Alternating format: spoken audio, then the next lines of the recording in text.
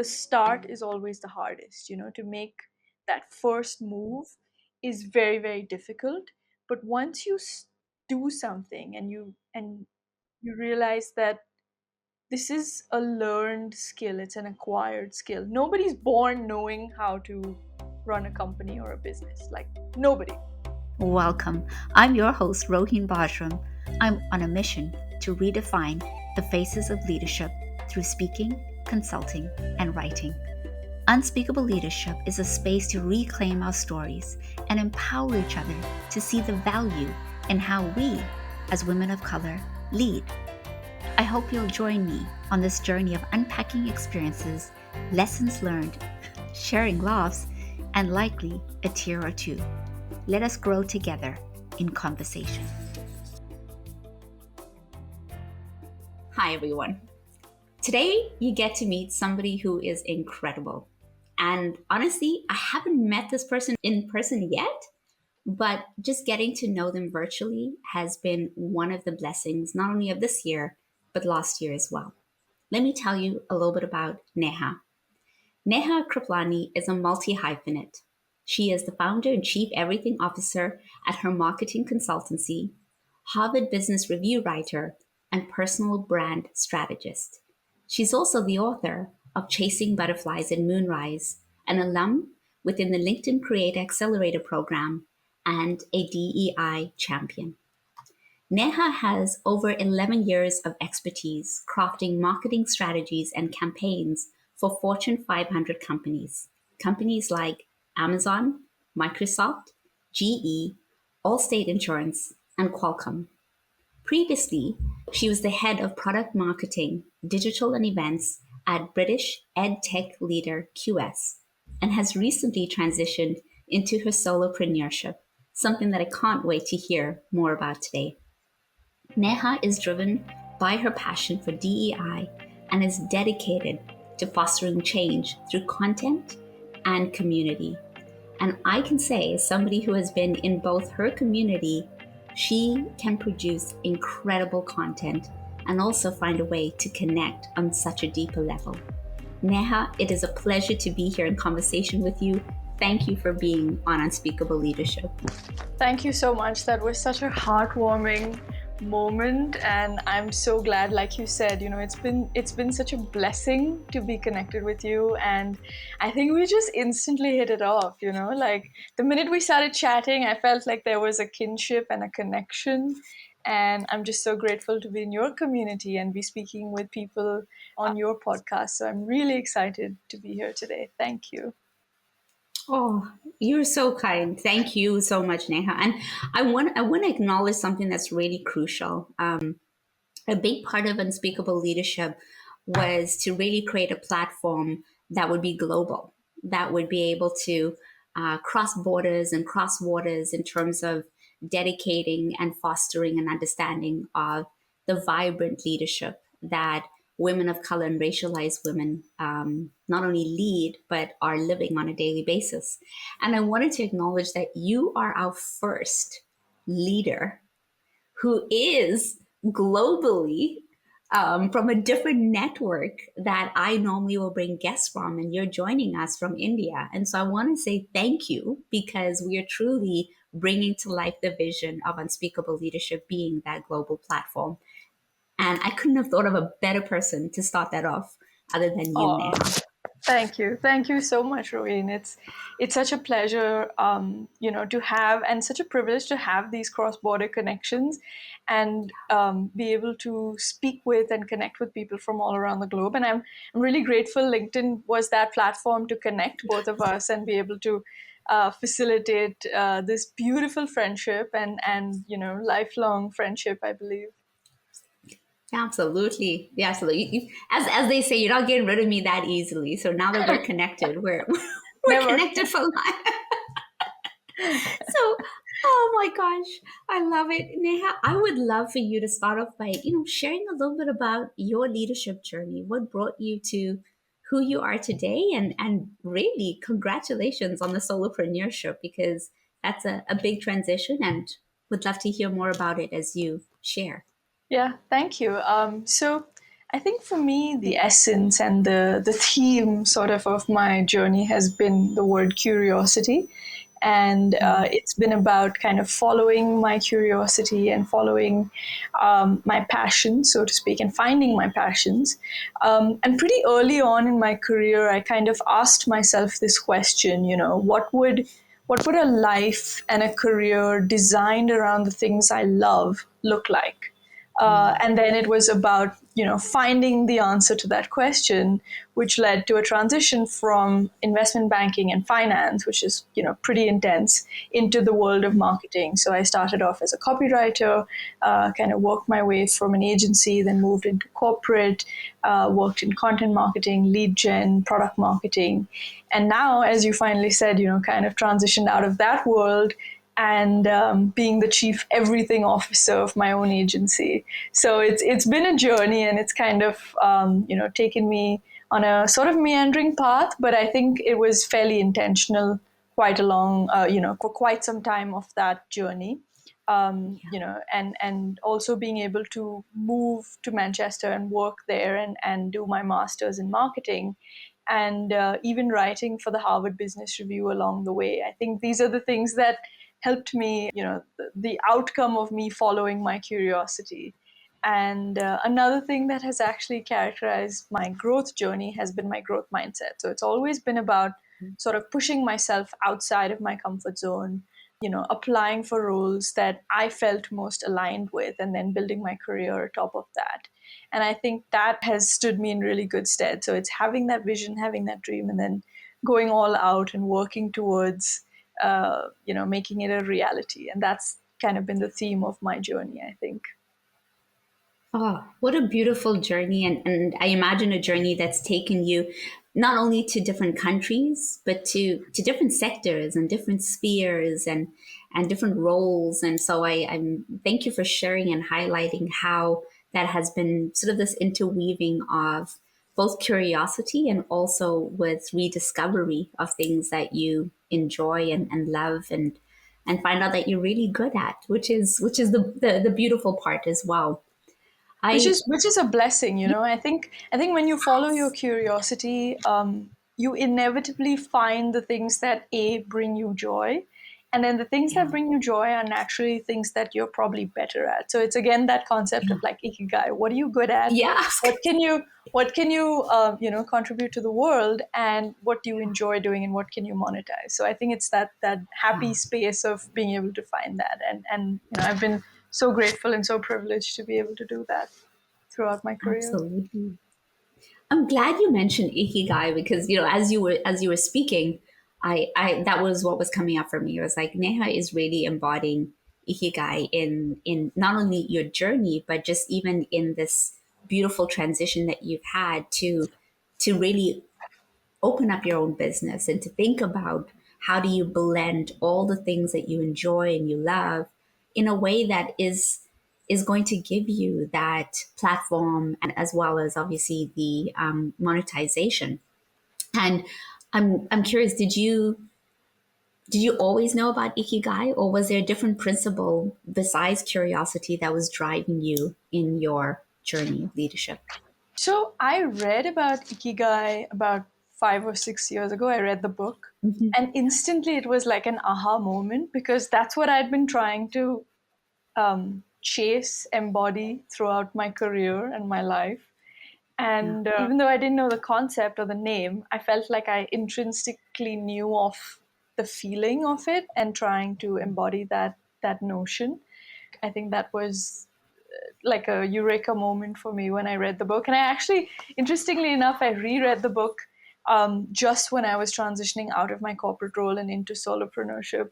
And, it brought up so many different insights and perspectives that I didn't have maybe 6 years ago or 5 years ago. And I think that's what a good book does, when you revisit it several years later, decades later, you are a different person. So what you get out of the book and what you get out of the learnings are so different. So I think that was, a full circle moment in a way, because when I was at the start of my another transition, that was when I read the book for the first time. And again, coming back to it and revisiting it again, at the crux of another breakthrough transformation in my life. So I think Yeah, it was serendipity in many ways. for sure. And it sounds like it was the exact piece of work and message that you needed to receive in that moment. And you know, part of season two, where we're really talking about the cycles we break in our leadership journey. And I often think of many women of color who are in this incredible career trajectory. They're scaling up in their organization. They're getting those leadership roles, and it's scary to get a crossroads and to get to a point where you have to consider, do you go down the path least traveled, or do you go down the path that you know very well? And sometimes the path that you know very well is it's great, but it's also really either boring, or it'll get you only so far. Whereas the path least traveled is one that is filled with so much unknowns and possibilities of failure and a whole lot more. And I'm thinking, as you were talking about your transitions, that in many ways there have been moments for you where you've gone down the road that has been least traveled. And that reminds me of the cycle of getting out of your comfort zone, the cycle of breaking free and saying, I want to break through, even if the breakthrough comes with discomfort and unpleasant feelings. And so, how did you decide for yourself that one, you wanted more? And then, how did you get to a place where you said, and now I'm going to act on wanting more? You know, there's this dialogue in one of my favorite Indian movies of all time. The movie is called Gully Boy.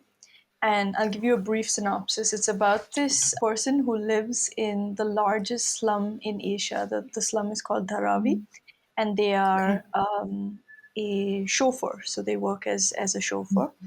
And his dream is to become a hip hop artist and a rap artist. And this is a culture that's not very, or at that time was not very, familiar in the country. And it was a path of least, path least travel, like you said. Yeah.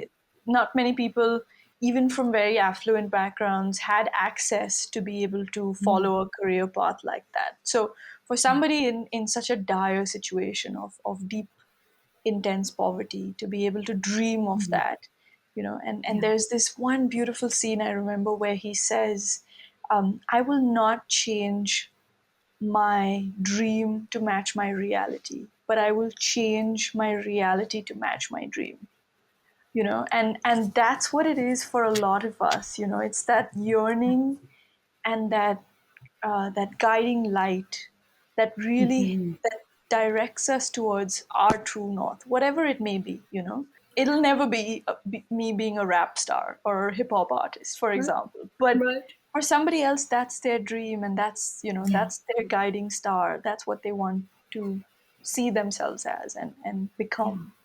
So um, I think the journey of moving from um, trying to live in that box or that circumstance of your reality versus knowing that you have a bigger dream and a Yeah. bigger ambition for your life, and then making situations and circumstances align with that dream and reality and going all out and chasing that dream.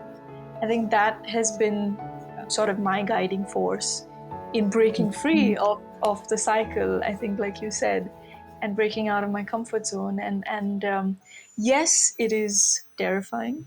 Yeah. For me as well, transitioning from a very stable, very successful corporate career and knowing nothing about entrepreneurship and yet taking the plunge, I think was a moment that um, I'm very proud of myself for making that transition and making that move, because it is scary, like you said. There's so much fear, so Yeah. many things can go wrong.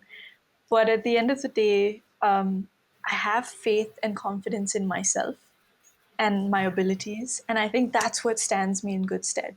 That's what keeps me going. And then that hunger for learning more. And just, Mhm. the last 4 or 5 months, the learning has accelerated at such a great pace that the hungry learning mindset side of me is so happy about, like even if things aren't going exactly as planned or results aren't showing as quickly, I still know that I'm doing everything I can and I'm learning so much along the way. So it's never a waste, that knowledge and that Yeah. learning can never be wasted. You can Absolutely. always cross apply and utilize skills that you've learned doing one thing in Yeah. several other ways. So I think that's never a waste. So breaking out of that zone, it's a win-win if you look at it like that, Yeah. from that perspective. Yeah. Absolutely. I and thank you for highlighting. Sometimes we can get that inspiration from movies. We can get the inspiration from an experience, and so I really appreciate you sharing with us where you found a source of inspiration, as well as within yourself. I really want to pick up on something that is so crucial that you have shared, and that is the ability to trust ourselves as women of color, trust in our capacity that whatever comes our way, we can do it.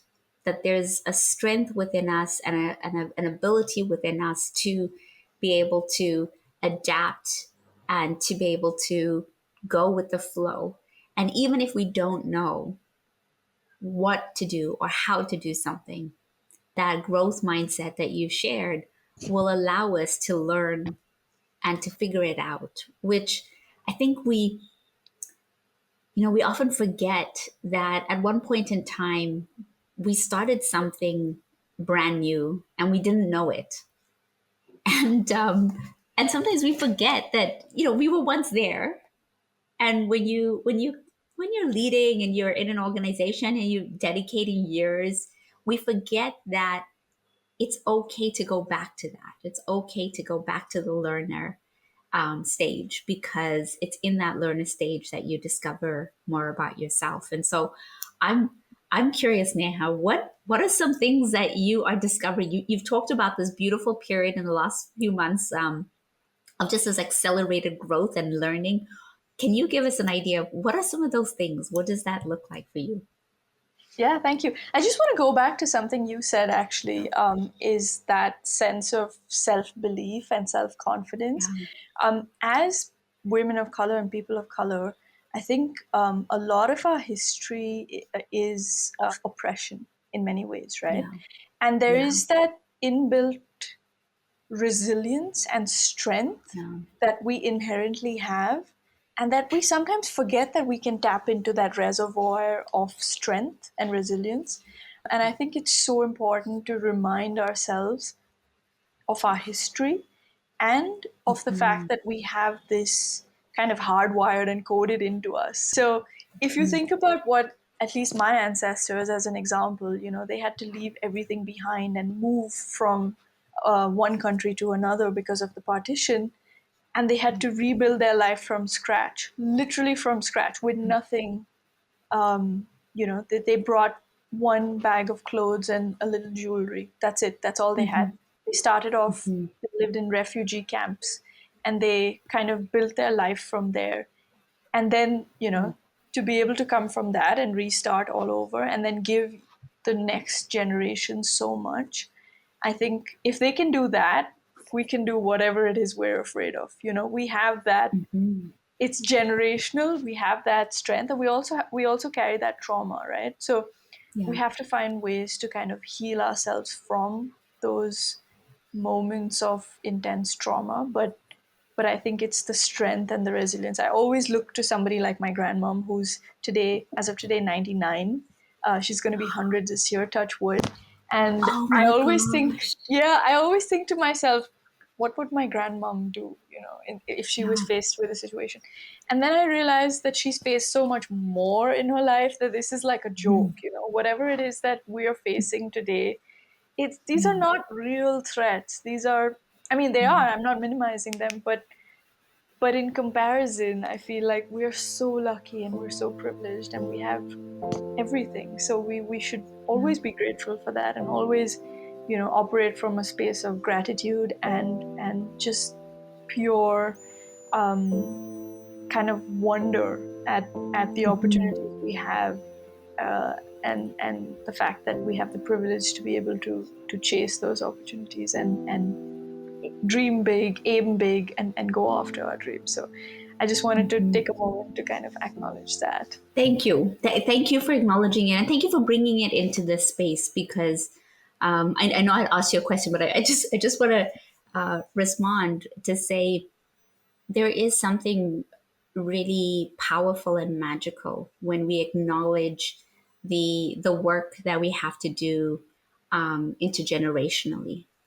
And I'm always reminded in conversations that I have with with you and with other women of color and racialized women is when we make the stand in our families, in our communities, in our homes to say, I'm going to carry the beauty of my ancestral wisdom and what everything that has come with it. And I'm also going to heal the painful parts that were scarred and wounded and violently oppressed. Like that alchemy of healing and really pulling together the powerful parts that creates power in our being. It also creates for each and every one of us a different way of looking at the world. And like you just shared, the threats that we have right now, they're not the threats that our ancestors had. They can be threatening, and then we get to decide how we respond to them in a way that allows us to maintain our peace and our position and allows us to move forward in the direction that really continues to support that because we also deserve to dream big. We also deserve to achieve big. And that's what is at the forefront of our new realities that we're shaping right now. So I just want to echo in many ways everything that you've shared, Neha, and saying thank you for saying it because the more that each and every one of us are saying it, the more that we can visualize it and manifest it. And we all have that ability and power to do that. So I want to say thank you. I love it. I love it. Honestly, it's our superpower, isn't it? Like our history coupled with our Yeah. strength and resilience, and the fact that we are the mindful generation and we're here to recover from what we've gone through and also not, be able to stand for it, Yeah. and stand up for ourselves is so new to the experience of people of color. So I completely in sync with you here.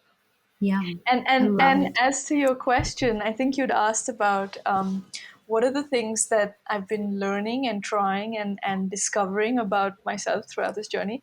Honestly, I was an expert in a very small area, which is marketing. And now I have to wear Mhm. all the hats. I was just chatting to somebody just last week, who's also an entrepreneur and who has been doing it for much, much longer than I have, at least 20 years. And she was saying how, as an entrepreneur and as a solopreneur, we wear all the hats.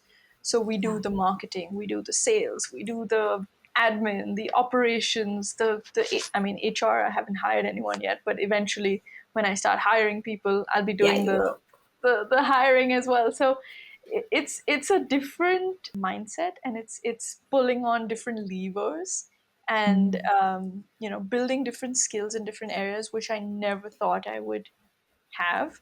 But it's Yeah. also exciting because I'm learning so much. Like I said, I'm learning Yeah. and growing, and that growth part is really exciting because I'm able to, in the beginning, and like you said, at some point, the start is always the hardest. To make Yeah. that first Yeah. move is very very difficult. But once you do something and Mhm. you realize that this is a learned skill, it's an acquired skill. Nobody's born knowing how to run a company or a business. Like nobody, Yeah. not even Elon Musk or whoever, whoever we think Huh. is there. Um, but I don't know why I said Elon Musk. He was the first name that popped into my head. But anyway, It's okay. We yeah, it may not have been the first person we would have said, but you know what? We get it because sometimes yeah. that's the first person that comes to mind. It's But all good. yeah, but the idea is that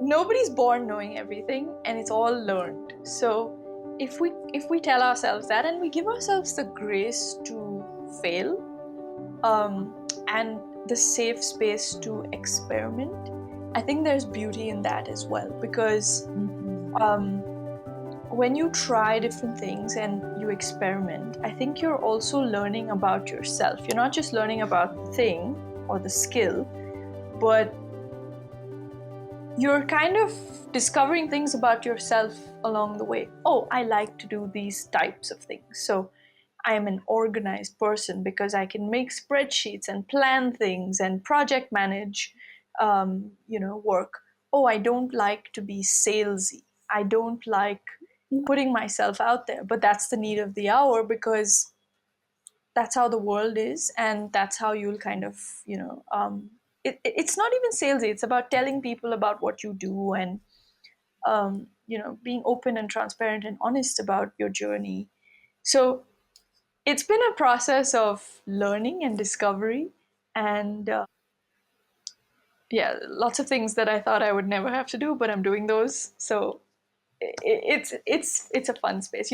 Interestingly enough, just talking about like ancestral history. In fact, Mhm. our community of people is Mhm. renowned for being expert business people. So we are Mhm. known as the people who have like really good finance brain and mind, and really good with numbers. And that's not been my reality until now, but I'm You're learning so that I have to kind of pick those skills up, because running a business is all about the numbers and the profits, and right. trying to figure those things out. So it's exciting, it's interesting, it's daunting at times. There are moments where, to be honest, it's hard. You wake up and you're Yeah. like, why am I doing this? But it's also a lot of fun. It's a roller coaster journey, and I wouldn't have it any other way. I wouldn't change anything about the entirety of my journey because it's made me who I am. So I'm loving that space. Oh, it sounds like such a generative space that you're in. Like to be able to be learning and growing and then seeing you know, the instant results, right, for yourself. As soon as you make a change here in your business, you see the impact that it has on your business. You offer something different, and you see the impact in what that means in terms of people wanting to know more. And so I'm excited for you as you are in this journey of discovery because you're doing it for you. You're doing it for your success. And in many ways, you're redefining a metric of success that often, for many of us who stay in organizations, and not that we're trying to say everyone has to leave their organization, but it's an important distinction that for many of us who are working at organizations, the metric of success is defined by performance reviews. It's defined by compensation ranges. It's defined by the award that you might be nominated for, if you're nominated for it, right? And yes, not all of us will include that as part of our definition of success.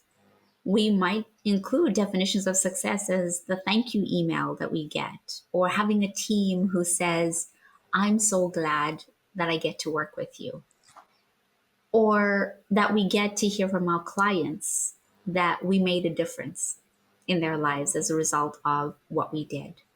And so I love that there is now this broadened definition of success that you are adding for us and expanding for us, so that perhaps for many of the listeners who are considering those transitions and those crossroads, they too can start to think about how does Ikigai, how does curiosity, how does this redefine success perhaps lead them down that path that will be least traveled, but will be traveled by people like you and hopefully like them and others.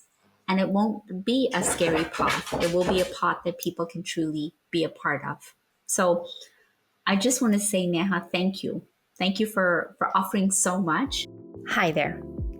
As a speaker, leadership coach, and facilitator, I love curating opportunities for us to connect. So, if you are a woman of color entrepreneur looking to scale your business, or you'd like to add an additional 5-figure income stream, join me in November to transform your passion into profit.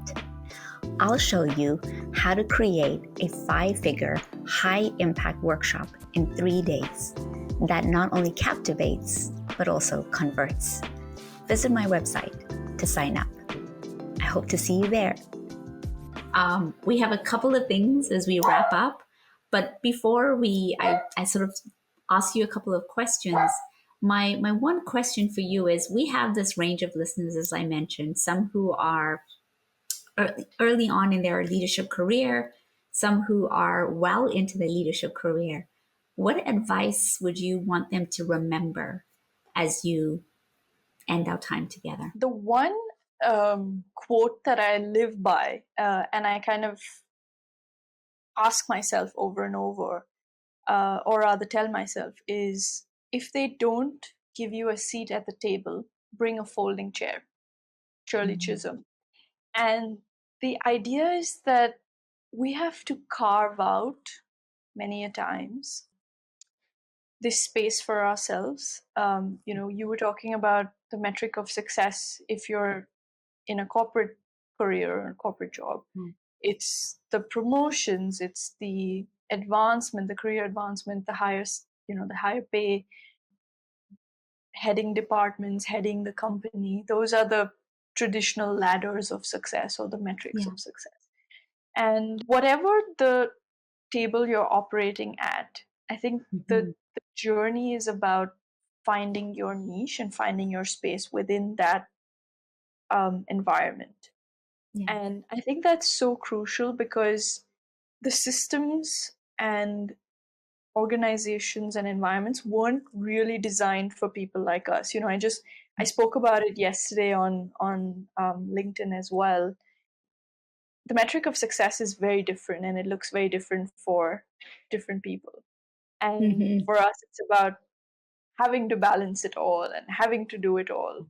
But having said that, the fact of the matter is that it is an unequal world we live in, Mm-hmm. and it will take us, and this is a fact, Yeah. 300 years to get to economic gender parity.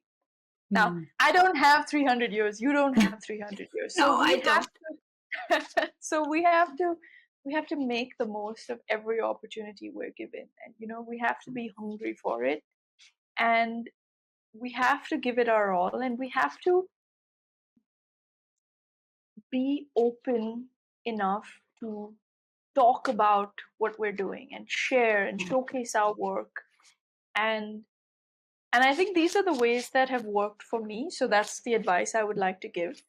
Asking for things, asking Mm. for more, because you know that you can do more. Yeah. Negotiating your pay, negotiating a job title, negotiating other benefits that might be available to you, but you won't know about them until you ask. So I always say, if you don't ask, the answer is always going to be no. But if you ask, you might get a yes, occasionally or eventually. And the other piece of advice I would like to share, if I may, is don't self reject. A lot of times we do Mm. this to ourselves. Oh, we're 50%, 60% qualified for that next role or that next move in our career, but we're not 100% there yet, so we don't apply. Mm-hmm. Or, a role opens up in our organization that looks interesting, that looks aligned with what we'd like to do, but we don't even make the move to find out more about it. And I think we do a lot of that self rejection, and that holds us back as well. Mm, Um, so I'd like to say, don't, you know, it doesn't serve us. It just doesn't serve mm, us to, because we are going to face rejection at a lot of, different points in our careers, in our lives, and that's external. But at least we've tried, you know. mm, Um, and one of the successes that I like to always talk about is this role that was perfect. This felt so right for me, and I mm, applied for it, and I had amazing interviews, and it was like my dream job. And mm. I didn't get that job, but I still count it as a success Amazing. because I put myself out there, and I was actually told I was the front runner for the position, and that I had far exceeded everybody's expectations during the interview process, and people were so impressed, and it got me in front of so many different people at the organization that I wouldn't ordinarily have had a chance to interact with until then. Mm, So even though I didn't get the role, and that was the outward marker of success for when you apply for a job, it's still a success. It's in my win file because mhm. I put myself out there. I tried. It was my dream role. I gave it my all. It didn't happen. That's fine. But I didn't self reject, and I didn't, kind of censor myself in that. So, jump on board the rocket ship. Don't self Yes. reject, and shout about your victories and achievements because nobody else will. You have to do Yes. it, and celebrate the work that you're doing. Celebrate the journey that you've been on, and Mm. I think it's that's what it's all about, honestly. Yeah. Oh gosh, such beautiful, uplifting words to end our time together, Neha. And I love the call to rise up. And I think many of us we're feeling it in our bodies, we're sensing it in our beings. And so it's my hope that many of us will take that up and to really stand in the inner strength and the power that we all have. We've talked about so much, and I'm so grateful for our conversation. And I also know that many of these conversations and topics can raise a lot for people. You know, that sense of, like you said, the self rejection or the inner criticism. And so I want to end our time on a lighter note. And I have two final questions. The one question is, if you could get a lifetime supply of snacks, what snack would that be? That's a really good question that I have never considered. Um, Honestly, I love the mix of caramel and cheese popcorn. So, and I'm a big movie buff, as you might have Yeah, realized from the fact that I quoted from the film. I love So I think that would be my go-to snack for the rest of my life. I would love a lifetime supply of like really nice caramel and cheese oh, popcorn, buttery yes. and warm, and just sit down with a big tub and watch a movie and relax and forget about the worries of the day. So that would Yeah. be my go-to snack in my lifetime. I wish I had somebody would give me a lifetime supply of that. I love that. Well, if I can do anything to magically make that happen, I'll try my best. And because I feel, yeah, it's possible, right? Sponsorships with Exactly. Oh, that's what I'll do. I'll go and see if there's any sponsorship, and then I'll make sure Neha gets the lifetime supply. No, I love that. And and on a last and final note, Neha, I know you are working on so many incredible things, and often our listeners and our viewers want to know more about our guests, want to know more about their work. So, what's one thing or a couple of things that you'd love our listeners and or viewers to proceed with? So there are a couple of things. I've just launched my newsletter, and you know about this. And Yes, I love it. I would love if people are interested in the world of marketing meets AI meets productivity, because I've written about time boxing as a time management technique for the Harvard Business Review. So I will be bringing in elements of how to be more productive and how to optimize your time. So techniques and strategies that I've personally applied and that work for me, and I consider myself a bit of a human guinea pig, so I'm always running experiments on myself So I think that might be interesting to your listeners and viewers as well. If they were interested, please sign up to my newsletter. It's free. I send it out only twice a month, and the emails are super short. Bite-sized. The name of the newsletter is Marketing Macaron. So it's little bite-sized nuggets of goodness and sweet treats that will just refresh you and enrich your day. And the second thing that if people are interested, I am still taking on a couple of clients for the rest of the year for my marketing services. And I also work as a personal brand strategist, as you know. So, working with people to build out their thought leadership, their content strategy, and niche down on the kind of positioning that they want to have. I'm also working with corporates and helping them bring products to market. So their GTM strategy, their marketing strategy, running full-fledged campaigns and setting them up. So if that would be of interest, I can, share a couple of links and you can book a time in my diary and we can connect. And other than that, I would say just explore and just, try to follow your own curiosity, follow your own instincts.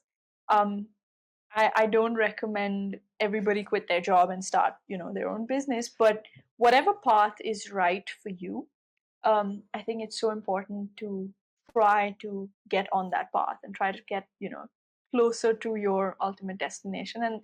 And the important thing about doing that is understanding and figuring out what that destination is, and it looks different for all of us. So yeah, be curious, be open, and honestly, just try, fail, try again, experiment, and you'll be on your way, honestly.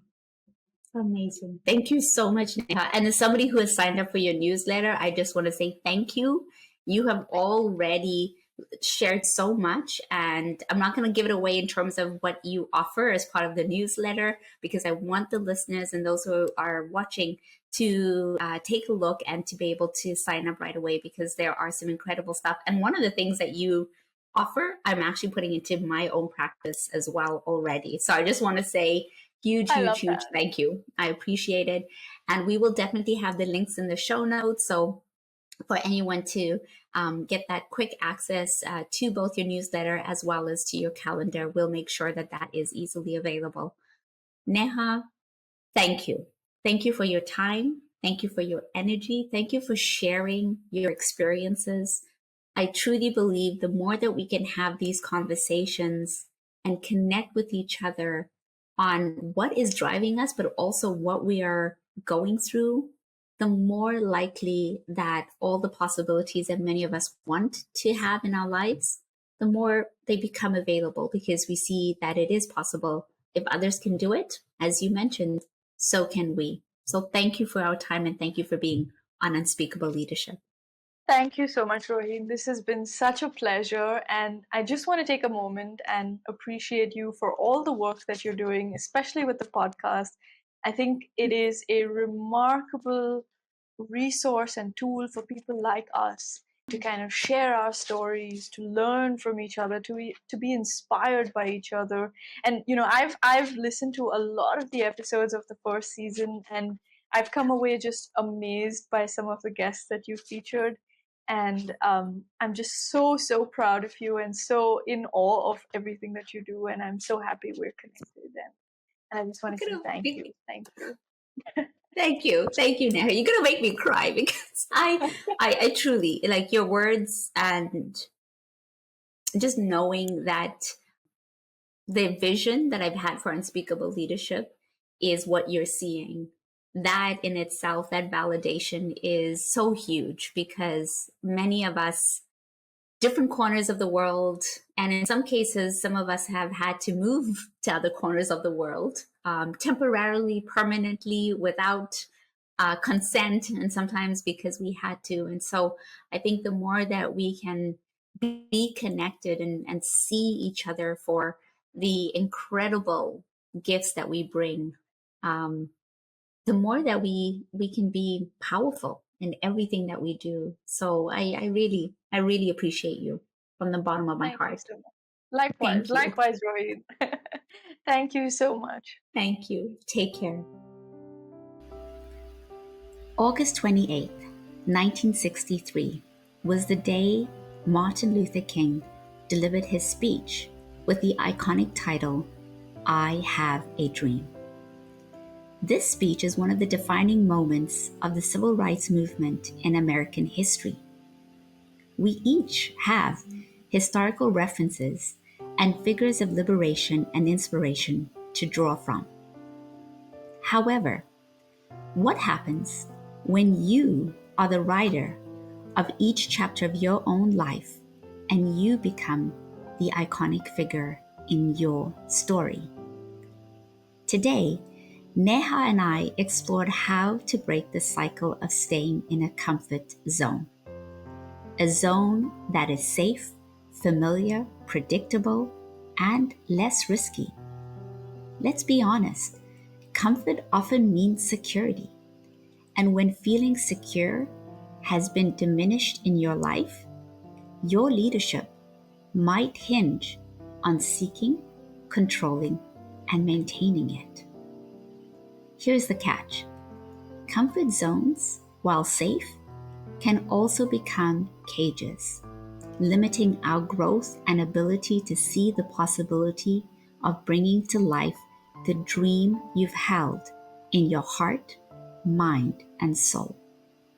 I know this feeling all too well. The inner tug, followed by a question in the form of a whisper. Is this all my life can be?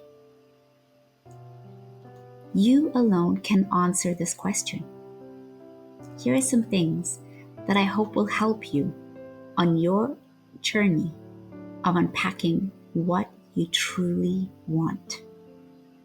First, reflect on a time when you truly felt challenged, pushed, or inspired to grow. When we are honest with ourselves about what lights us up, the energy to go for it magnifies. Now, I know the fears can feel like jolts. Fear of failure, judgment, or of the unknown. I've been there with this very podcast you are listening and watching. Unspeakable leadership has been a dream of mine to put out into this world. So how did I get from a dream to action? Well, the second thing is I became clear on my why. When you unveil the 7 layers of depth behind what you want to do, the motivation to do it becomes bigger than your concerns and sometimes bigger than you. You just become the vehicle through which the dream manifests itself into existence. Some of you might still be skeptical, and that's okay. Taking a leap can feel scary. And when you reframe it, it can also be an exhilarating journey of learning more about yourself and living out your why in a way that you would have never believed yourself to be doing. So my last insight to propel anyone out of their comfort zone is to know that your dreams are not just for you. You have the potential to be compassionately witnessed and benefited by many. However, you need to act. Write it down. Create a vision board. Speak to someone you trust. Sign up for a course. Get a coach. Create a plan. Anything to incrementally change your progress. Take one step each day with consistency and a supportive group of people who see you, your dream, and beauty of it all coming true. Each of us have the power within to break free of, yes, a comforting place of security and step into a place of growth and transformation. So, my sister, what will be the date when your I Have a Dream speech becomes the next life chapter you will write? There is an African proverb that says, when the world told the caterpillar its life was over, the butterfly objected, my life has just begun. What do you need to bring your why into reality. The world needs more of you being just you. As always, take care of yourself and see you soon.